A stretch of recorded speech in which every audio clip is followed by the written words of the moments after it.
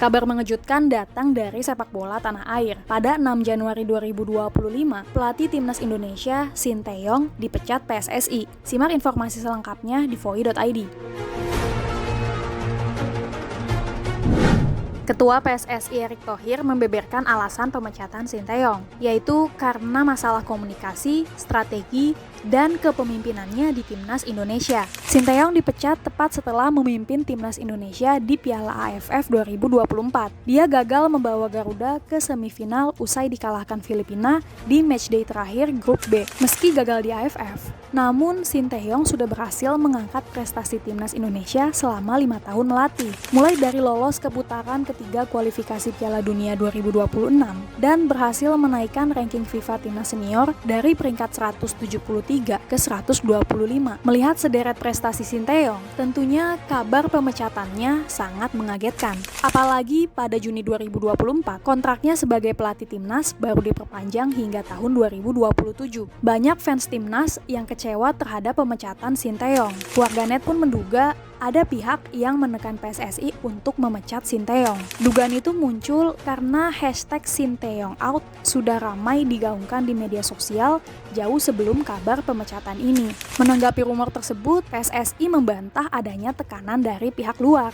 2 hari setelah pemecatan Sinteyong, Ketua PSSI Erick Thohir mengumumkan nama pelatih baru yaitu Patrick Kluivert. Kluivert pernah menjadi andalan di lini depan Timnas Belanda dan pernah bermain di klub-klub besar Eropa seperti AC Milan dan Barcelona. Erick Thohir berharap Kluivert mampu membangun komunikasi yang baik dengan pemain diaspora Indonesia yang mana banyak berdarah Belanda. Warganet kemudian mencari tahu rekam jejak Kluivert. Ramai berseliweran di media sosial isu yang kurang baik dari pelatih baru Indonesia ini. Mulai dari isu judi online hingga isu skandal kekerasan seksual. Dikutip dari media The Independent, Kluivert sempat diisukan terlibat skandal pelecehan seksual pada Juni 1997 sebelum perpindahannya ke Italia. Dikutip dari First Post, salah satu media Belanda yaitu The Volkskrant juga pernah memberitakan bahwa pada tahun 2017, Kluivert mendapat ancaman setelah memiliki hutang judi sebesar 1 juta euro yang tidak dia bayar. Pertanyaannya, apa sebenarnya alasan Sinteyong dipecat dan bagaimana cara Kluivert mampu membawa Timnas Indonesia lolos kualifikasi Piala Dunia hanya dalam waktu 2 bulan? KPI-nya Sinteyong ini kan sebetulnya terpenuhi semua. Federasi sempat ngasih kepercayaan buat target lolos Piala Asia 2023. Waktu itu kita lolos akhirnya. Pas sudah lolos Piala Asia dikasih target lagi, lolos ke 16 besar, lolos lagi. Turun levelnya ke U23, kasih target waktu itu lolos ke semifinal. Dipenuhi juga sama Sinteyong, nyaris lolos ke Olimpiade juga. Terus setelah dari Piala Asia ada World Cup Qualifiers, ada kualifikasi Piala Dunia. Nah di ronde 3 itu kita ditargetkan, kayak kita harus lolos ke ronde 3. Dari ronde 2 yang saat itu kita tergabung sama Irak, terus juga sama Vietnam, sama Filipina. Ya kita ditarget juga buat lolos ronde 3, lolos lagi. Jadi kan sebetulnya secara KPI kalau di dunia kerja, STI ini kan udah memenuhi semua keinginan bosnya nih. Gitu. Dan kita pun kan kalau di dunia kerja antara bos dan asisten, ketika si asistennya ini udah memenuhi semua KPI, harusnya kan nggak ada tanda tanya lain kan untuk melakukan pemutusan hubungan kerja. Tapi mungkin memang ada hal-hal yang kita nggak tahu di circle satunya federasi. Jadi ibarat pertemanan, mungkin circle satunya ini kan pemain, pelatih, staf kepelatihan semuanya, dan juga pemangku tanggung jawab di sini adalah Erick Thohir.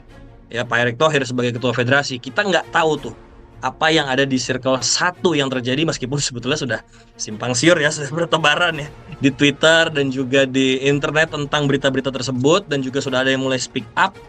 Artinya mungkin hal itu yang akhirnya membuat terjadinya pemutusan hubungan kerja ini. Tapi memang yang jadi menarik sebelum penunjukan Kluivert ini adalah kan gembar-gembor isu pemecatannya gitu. Isu pemecatannya Sinteyong. Yang jadi tanda tanya besar adalah kenapa Coach Shin dipecat ketika Indonesia sedang dalam kemenangan setelah mengalami kemenangan melawan Arab Saudi. Karena kalau dari yang aku tahu ya, misalnya contoh kalau mau international football nih, apple to apple-nya, Joachim Löw, pelatihnya Jerman, itu dipecat ketika Jerman kalah sama Inggris di Euro 2020.